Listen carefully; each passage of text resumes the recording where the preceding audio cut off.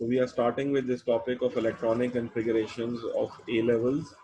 It is based on modern atomic structure, and the modern atomic structure is basically based on the fact that electrons are not only particles, but they are waves.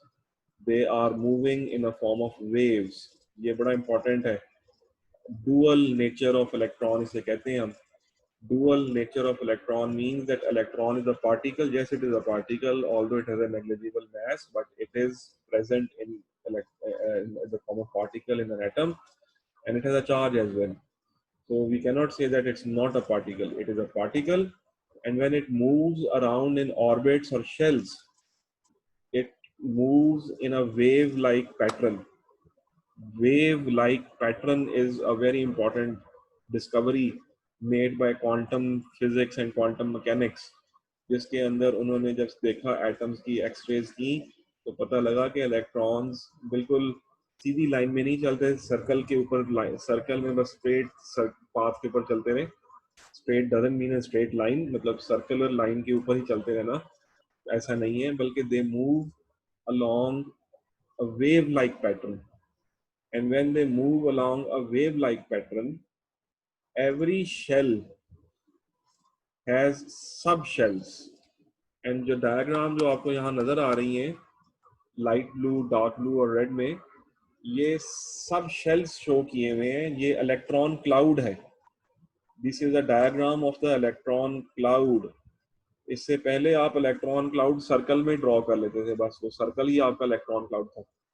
But actually, no, it is not. The circle is not the electron cloud, but in the circle, there are different kinds of electron clouds present. And these electron clouds generate due to the wave-like nature of electrons.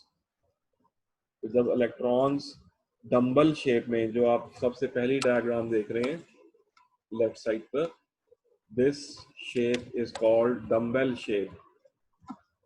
आपने dumbbell shape जो है वो देखी है. ये centre से thin है और एजेस से थिक है, और इसके बिल्कुल सेंटर में न्यूक्लियस होता है.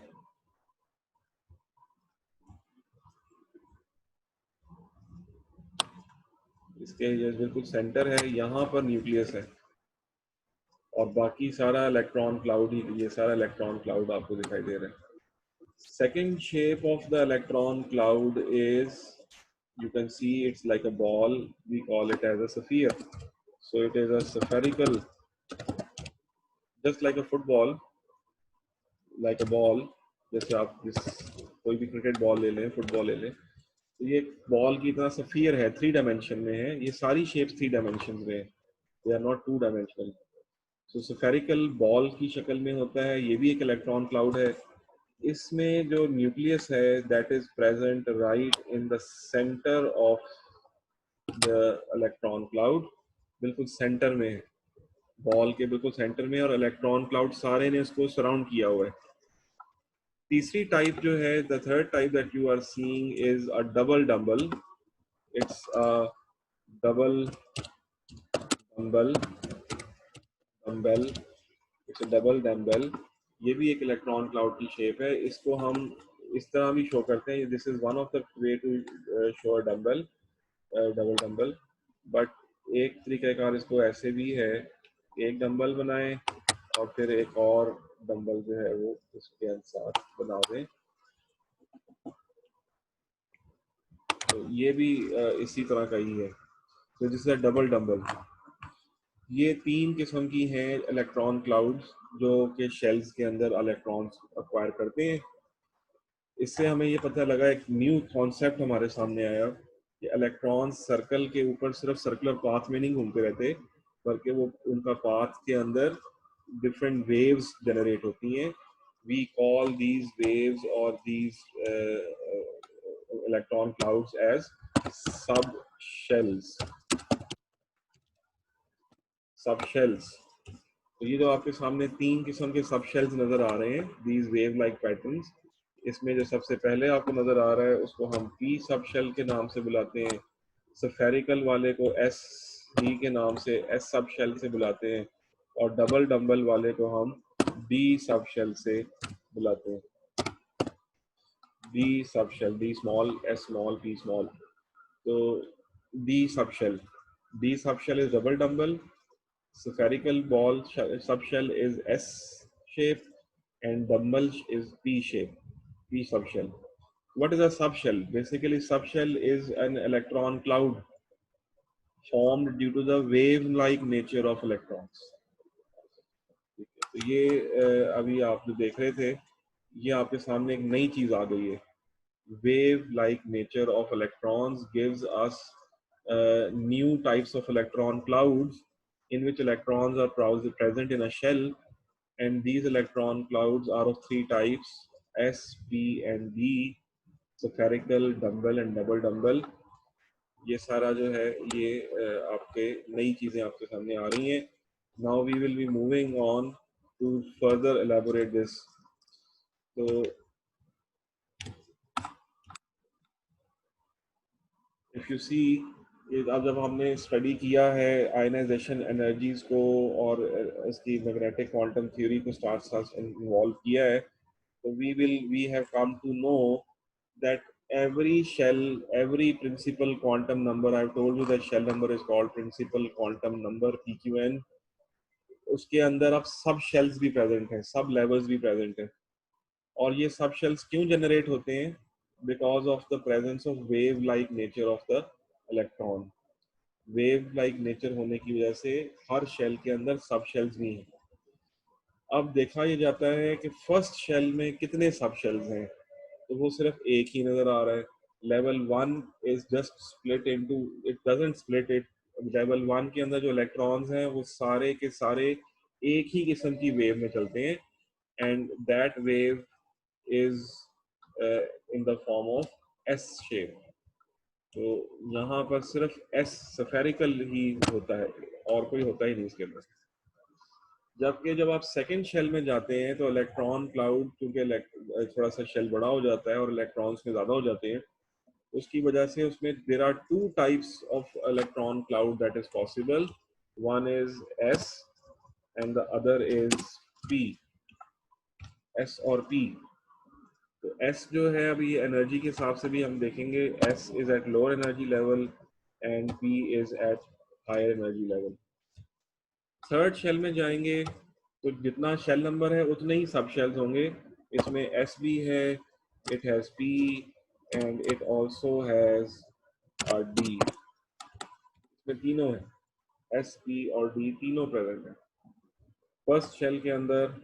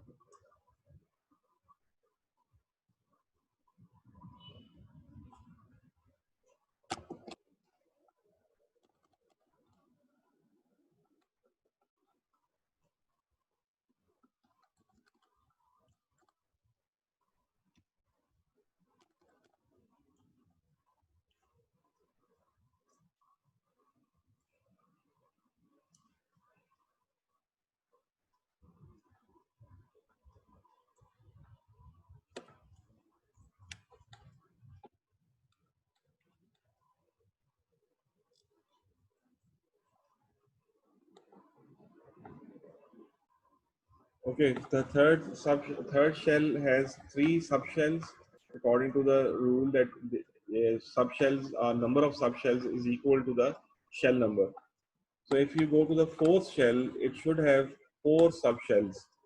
It should have four subshells, and four subshells include S, P, D, and there is another one which is called F subshell, which is not known right now. Its structure is not clear. Its structure is not clear.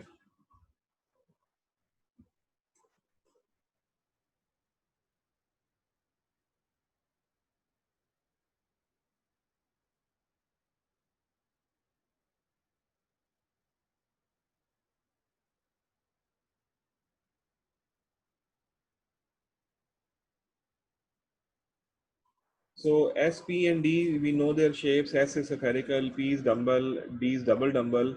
The shape of F orbital or F subshell is not clear. The wave pattern of F is not clear up till now, but there is a presence of F in this shell.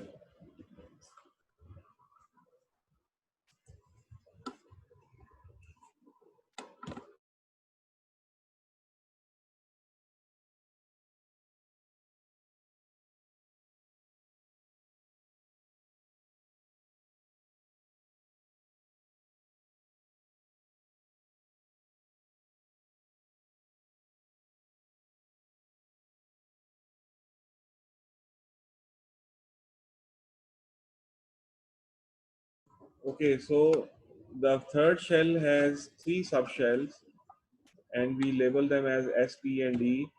The lowest energy subshell is S. It's S. Then we have P. Then we have D. For fourth, the lowest energy is S. Then we have P. Then we have D. And then we have another one which is F. But the shape is not known. So main energy levels are split into sub levels, and these sub levels are generated because of the presence of wave like pattern of the electrons. So electron का जो cloud है वो उसकी जो shapes हैं वो आपने भी देखी, वो draw करना भी आपने सीखनी है, भी दोबारा से वो आपके सामने मैं लेकर आता हूँ. तो S first shell is S. पहले शेल में S सब शेल होता है, सेकंड में दो सब शेल हो जाते हैं, it splits into two, three splits into three, fourth shell splits into four subshells. तो ये मॉडर्न एटॉमिक स्ट्रक्चर ने आपको नई बातें जो है वो आपको बताई हैं. अब इसके बाद देखते हैं कि जी इनकी एनर्जीज एग्जैक्टली ऐसे नहीं है, थोड़ा सा इनमें फर्क है. ये प्रिंसिपल्स हैं, you don't not need to learn them, rote learn them. जैसे इसको भी हम देख लेते हैं जिन प्रिंसिपल्स की वजह से ये मॉडर्न एटॉमिक स्ट्रक्चर जो है वो बना था, वो हम आज देखते हैं जी. एक इसमें है Heisenberg's uncertainty principle. It says you can not determine the position and momentum of an electron at the same time. तो आपको या तो इलेक्ट्रॉन की पोजीशन मिल जाती थी तो मोमेंटम नहीं मिलता था. अगर आप मोमेंटम लेना चाहते हैं तो फिर उसकी पोजीशन का नहीं पता लगता.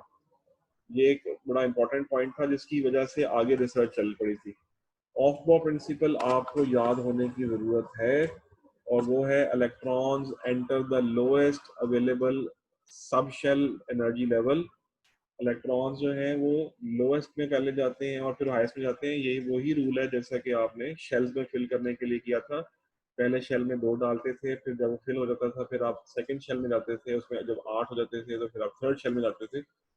लेकिन ऑफ बॉ प्रिंसिपल सिर्फ शेल्स को नहीं कह रहा, वो सब शेल्स के बारे में भी बता रहा है कि इलेक्ट्रॉन्स जो है वो सब शेल्स में फिल होंगे in increasing order of their energy. Lowest से स्टार्ट होते हुए हाईएस्ट पे जाएंगे. और इसकी वजह से अगर हम देखें तो हमारे पास जो इलेक्ट्रॉन है वो सबसे पहले जो है फर्स्ट शेल के एस में जाएंगे, फिर सेकंड शेल के एस में जाएंगे, फिर सेकंड शेल के पी में जाएंगे. और इस तरह से आप देख रहे हैं लेफ्ट हैंड साइड पे increasing energy from the nucleus. तो जैसे शेल जो है उसके सब शेल्स भरते जाएंगे, इलेक्ट्रॉन उसके अगले सब शेल में जाके फिल होंगे. Pauli exclusion principle says that no two electrons can have the same four quantum numbers. ये four quantum numbers हमारे कोर्स में नहीं है, बस ये याद रखना है. एक बड़ा important फीचर है इलेक्ट्रॉन्स का कि इलेक्ट्रॉन्स सिर्फ पार्टिकल्स और वेव लाइक पार्टिकल नेचर में ही नहीं है, बल्कि उनका एक थर्ड नेचर भी है, और वो ये है कि वो अपने एक्सिस पे भी घूमते हैं. They rotate around their own axis. जैसे जमीन सूरज के गिर्द भी घूमती है और खुद अपने एक्सिस पे भी घूमती है. तो जब जमीन अपने एक्सिस पे घूम रही है तो इलेक्ट्रॉन भी अपने एक्सिस पे घूमते हैं और वो न्यूक्लियस के गिर्द भी घूमते हैं. They revolve around the nucleus in circular paths, but now we know that their circular paths still have more shapes like S, P, and D, spherical, dumbbell, and double dumbbell, and F shape is unknown. उसके बाद हमें ये भी पता लग रहा है कि इलेक्ट्रॉन्स अपने एक्सिस पर घूमते हैं. They revolve around their axis. and there are two kinds of revolving, either clockwise or anti clockwise. तो इसको हम कहते हैं they have opposite spin. When they are spinning they are in opposite spin. एक सब शेल के अंदर जब दो इलेक्ट्रॉन्स करीब करीब आके बैठेंगे तो पॉली एक्सक्लूजन कहता है कि उन दोनों की स्पिन सेम नहीं होगी, उसमें रिपल्शन ज्यादा होगी, क्योंकि इलेक्ट्रॉन नेगेटिवली चार्ज होते हैं। तो अगर आप उनको इकट्ठे रखने की कोशिश करोगे तो रिपल्शन को मिनिमाइज करने के लिए वो अपनी स्पिन को ऑपोजिट कर लेंगे, एक क्लॉकवाइज घूमेगा तो दूसरा एंटी क्लॉकवाइज घूमेगा, इससे उनकी रिपल्शन कम हो जाएगी और वो एक सब शेल में इकट्ठे बैठ सकेंगे। अदरवाइज अगर आप ये सोचें कि दोनों की स्पिन सेम रहेगी और तो वो इकट्ठे नहीं बैठ सकते और वो पॉसिबल नहीं है, फिर वो एक दूसरे से दूर हट जाएंगे और अलग अलग सब शेल में जाने की कोशिश करेंगे। हुन्स रूल जो है कहता है जी when in orbitals of equal energy electrons will try to remain unpaired. तो ये जो है ऑर्बिटल का एक नई डेफिनेशन, एक नई चीज आ गई आपके सामने, ये भी मैं अभी आपको दिखाता हूँ कि ऑर्बिटल क्या होता है। तो ये इसकी डेफिनेशन है जी, orbital is defined as a region in space where one is likely to find an electron. तो वो जो एस सब शेल आपने बनाया था या पी सब शेल बनाया था वो बेसिकली ऑर्बिटल ही है, दे आर ऑर्बिटल्स। तो ऑर्बिट से ऑर्बिटल, शेल से सब शेल, तो ऑर्बिट से ऑर्बिटल कह लें या शेल से सब शेल कह लें, एक ही चीज होती है, they are one and the same thing.